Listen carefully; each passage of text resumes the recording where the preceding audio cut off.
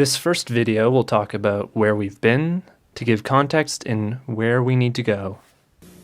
There's been a lot of buzz about virtual reality, VR, but for starters, I'd like to know just what it is and what it isn't.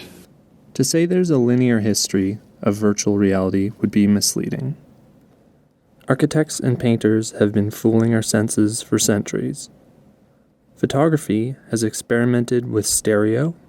Okay, two photographs, just a little bit different, but we look at them through the viewfinder and they sort of fuse into one. Right, and give the illusion of 3D.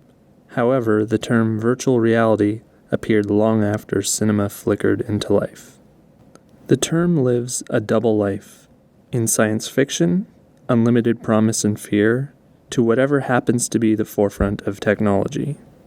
Kay Stanny, a researcher at the University of Central Florida, is studying the real-world consequences of virtual reality for NASA.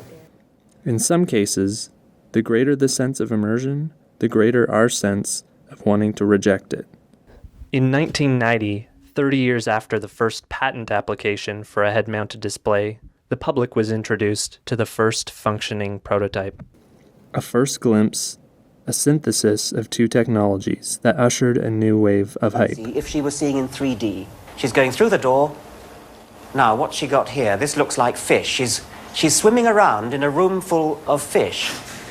Everyone was sufficiently caught up in the hype. There comes a time in all our lives when we begin to wonder exactly what is this thing called reality. For me, right now, reality is the fact that I am Jeff Goldblum, host of Futurequest, doing the opening of this episode on virtual reality. Some of the earliest demos centered around what was familiar. Products were marketed to architects, but with a limited success. Analysts calculate that the virtual reality market, now estimated at less than $90 million a year in consumer sales, will explode into a $6 billion business by the end of the century. The hype outpaced the technology, an occurrence so common it has a name, the hype cycle.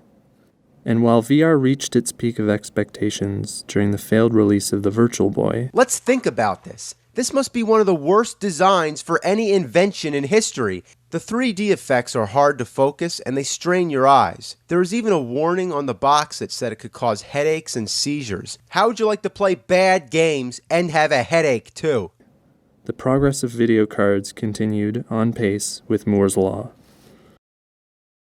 While media hype faded, progress was silently being made in high-budget applications, car and boat manufacturing, as well as university and research environments. One of the more successful applications was in something called the cave environment.